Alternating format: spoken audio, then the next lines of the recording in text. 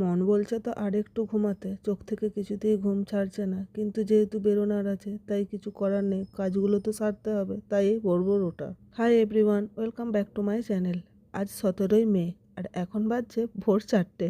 আশা করি তোমরা সকলে ভালো আছো, আমিও ভালো আছি। অ্যালার্ম তো দিয়েছিলাম 3:50-এ, যে যদি ওটা 10 মিনিট একটু লেট করে 4টে অ্যাটলিস্ট উঠতে পারি, কারণ ওই ভোরবেলা দিকে উঠতে গেলে একটু হয় না, আর 2 মিনিট ঘুমিনি আর 5 মিনিট ঘুমিনি, তো সেই কারণেই 10 মিনিট আগে দিয়েছিলাম। তাই জন্য আমি ব্রাশ করতে করতে একটু কনফার্ম হয়ে নিলাম ঘড়ির দিকে তাকিয়ে যে 4টেই বাজছে কিনা।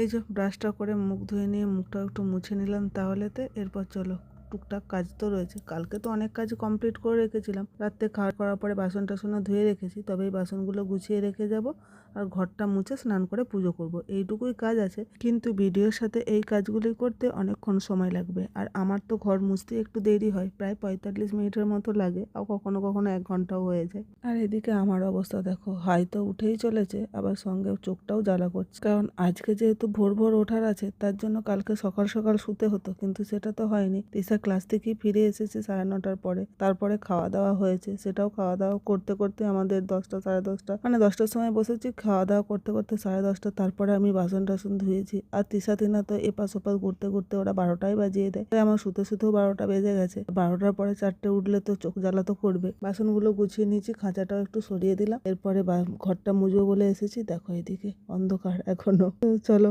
ঘরগুলো একটু মুছে নিই। আবার শুধু যে ঘর মুছেই যাবো এটাও না, সঙ্গে তিনাকেও ওঠাতে হবে, কারণ ওদের রেডি হতে আবার 1 ঘন্টা লাগে। তো সেই জন্য আমি মাঝে মধ্যে একটা করে ঘর মুছছি, একটু করে গিয়ে ওদের ডেকে দিয়ে আসি যে উঠে যা দেরি হয়ে যাবে।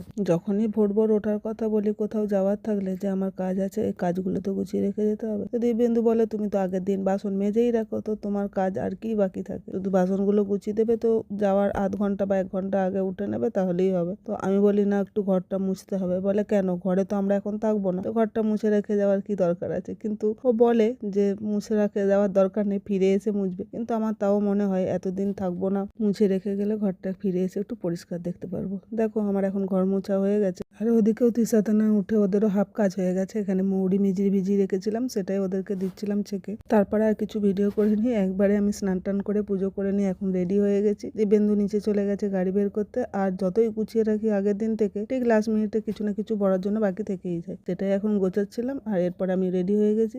আজ আমার ফুল আউটফিটটাই নতুন, সঙ্গে জুতোটাও নতুন, মানে পুরো শাড়ি ব্লাউজ সবই নতুন, আবার জুতোটাও নতুন। তাই জুতোটা পরে নিয়ে একটু ভেতরের দিকেও গেলাম হাতটা ধুয়ে নিতে। কাল থেকে যাবো বলছি, আজকে সকাল থেকে এত তোড়জোড় করছি, কিন্তু কোথায় যাব সেটাই তো বলিনি। যাচ্ছি বিষ্ণুপুর, মাসি শাশুড়ির বাড়ি। চলো ভিডিওটা তাহলে আজ এই পর্যন্তই, দেখা হবে নেক্সট ব্লগে। ভালো থেকো সকলে, টাটা।